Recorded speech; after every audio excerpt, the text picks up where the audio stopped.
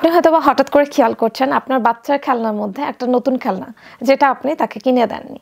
এই বিষয়টা নিয়ে যখন আপনার বাচ্চাকে আপনি প্রশ্ন করতে গেলেন, তখন আপনার বাচ্চার আচরণে হয়তোবা আপনি বুঝতে পারছেন যে খেলনাটা সে কোথাও থেকে নিয়ে এসেছে, বা আপনি সাম্প্রতিক কারো বাসায় বেড়াতে গিয়েছিলেন, এটা সেখান থেকে নিয়ে এসেছে। এটা হয়তোবা সে বলছে না, কিন্তু তার আচরণে আপনি বুঝতে পারছেন। তো এই জায়গাটায় আপনার বাচ্চাকে কিভাবে হ্যান্ডেল করবেন এবং যার বাসা থেকে সেই জিনিসটা নিয়ে এসেছে তাকে কিভাবে বোঝাবেন।